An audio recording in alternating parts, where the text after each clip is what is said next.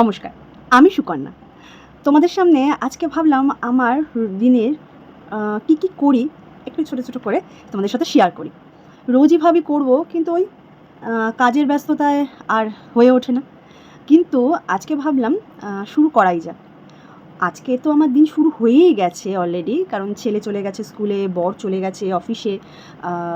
তাই ভাবলাম এখন থেকে শুরু করা যাক, না হলে তো আর শুরু করাই হবে না। তো শ্বশুরমশাই অসুস্থ, তাই ওনাকে ইঞ্জেকশন দিতে হয়, ওষুধ দিতে হয়, তো এই কাজগুলো থাকে। ছোটো ছোটো করে ক্লিপ তোমাদের সাথে ভাবলাম একটু শেয়ার করি। যদি ভালো লাগে ভিডিওটা তাহলে একটা লাইক করে দিও, আর চ্যানেলটা সাবস্ক্রাইব করতে কিন্তু একদম ভুলো না। খুব সুন্দর সুন্দর ভিডিও তোমাদের সাথে শেয়ার করতে চাই। আশা করছি এবার ভবিষ্যতে করতে পারবো। তোমরা সাথে থাকলে অবশ্যই করতে পারবো। তো চলো আজকে দিনটা শুরু করা যাক। ঠাকুরের নাম নিয়ে, স্নান যখন হয়েই গেছে এবার ঠাকুরের নামটা নিয়ে নেব, তারপরে বাকি কাজগুলো শুরু করি। চলো। আজকের দিনটা শুরু থেকেই বেশ ব্যস্ত ছিল। সকাল থেকে রাত পর্যন্ত কী করলাম আর আমার সারাটা দিন কিভাবে কাটলো সবটাই থাকছে আজকের ডেলি ব্লগে। আমরা যারা বাড়িতে সারাদিন কাজ করি, কাজের ব্যস্ততার মধ্যে নিজেদের খেয়াল রাখা আর হয় না।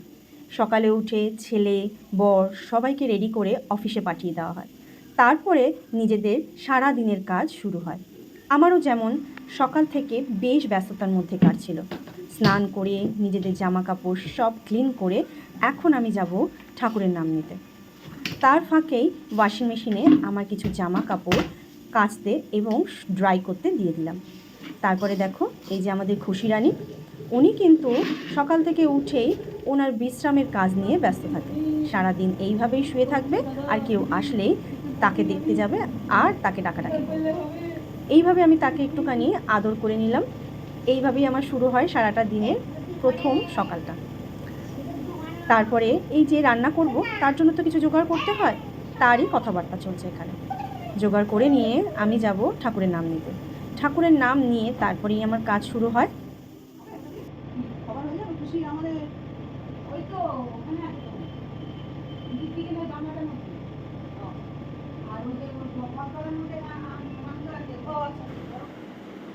চলে এলাম আমাদের ছোট্ট ঠাকুর ঘরে। সকালের শত ব্যস্ততার মধ্যেও ভগবানের নাম না নিয়ে দিনটা ঠিক শুরু করে উঠতে পারি না। নমঃ শিবায়, ওম নমঃ শিবায়, ওম নমঃ শিবায়, ওম নমঃ শিবায়, ওম।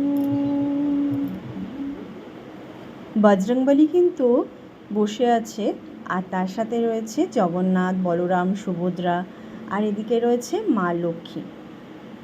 ঠাকুরের সব কিছুই সরঞ্জাম রেডি করে রাখা আছে, আর গোপুনাথ তার দোলনায় দুলছে। সাথে রয়েছে বাবা ভোলেনাথ। শ্রী গুরুচরণ সরোজ রাজে নিজ মন মুকুর সুধারি, বরণ রঘুबर विमल जसु चोदायक फलचारी, बुद्धिहीन तनु जानिके सुमिरो पवन कुमार। বজরংবলীর সঙ্গে রাম, সীতা, লক্ষ্মণ তিনজনই আছে। এটা এনেছিলাম রামেশ্বরম থেকে। তারপরে চলে এলাম নিজের ব্রেকফাস্ট বানাতে। খাবার তো কিছু পেটে দিতে হবে, তাই ব্রেকফাস্টের তৈরি শুরু করে দিয়েছি। ব্রেকফাস্টে কিছুই তেমন করব না, ওই একটু ফ্রেঞ্চ টোস্ট করব, তারই প্রিপারেশন নিচ্ছি। তার সাথে দেখতেই পাচ্ছ এখানে একটা ডিটক্স ওয়াটার আছে, যেটা আমার বর রেগুলার তৈরি করে রাখে, আর আমি সকালবেলা খাই। ও খেয়ে যায় আর আমিও এটা খাই। তার সাথে আমার ছেলেও মাঝে মধ্যে খায়, আর বাড়ির সবাইও রোজই খায়। এটা কিন্তু সত্যি খুব খুব খুব একটা হেলদি। যারা তোমরা খাও তারা জানো, আর যারা খাও না তারা কিন্তু এটা একবার ট্রাই করে দেখতে পারো। এটা কয়েকদিন খাওয়ার পরে তোমরা আমাকে কিন্তু কমেন্ট করে জানিও যে তোমরা কোনো এটার বেনিফিট পেয়েছো কি, কী বেনিফিট পেয়েছো। দেখতেই পাচ্ছ এখানে তেমন কিছুই করছি না, আমি জাস্ট আমার ব্রেকফাস্টটা রেডি করছিলাম। ফ্রেঞ্চ টোস্ট করছিলাম। ফ্রেঞ্চ টোস্ট আমার ভীষণ ভালো লাগে খেতে।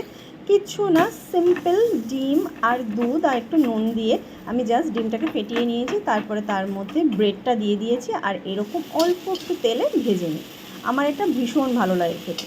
তারপরে আমার রান্নার প্রিপারেশন আমি দেখতেই পাচ্ছ করা শুরু করে দিয়েছি।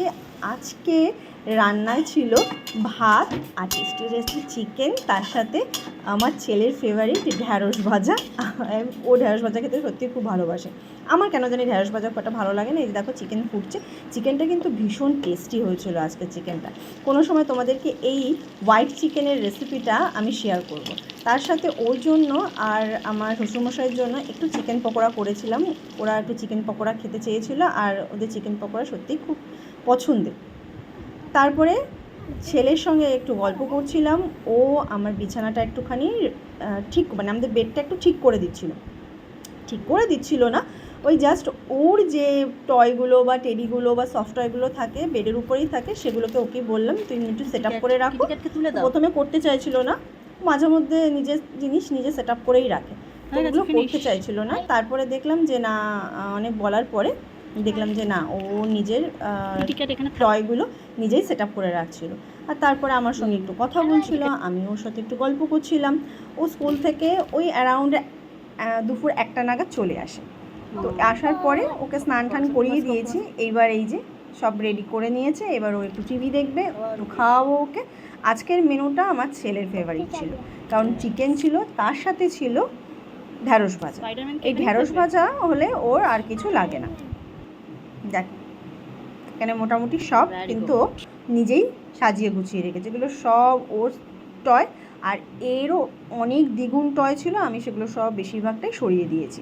এখন এই কটাই ডিলিশিয়াস খাবার, ডাল, ঢ্যাঁড়স ভাজা আর চিকেন পকোড়া, সাথে আবার স্পাইসি চিকেন কারি। আজকের মেনু কিন্তু সুপার হিট। চলো আমরা এবার খেয়ে নিই। খাবে তো? চলো আমাদের খাবারটা এখন আমরা এনজয় করি। আর এখনের মতো টাটা।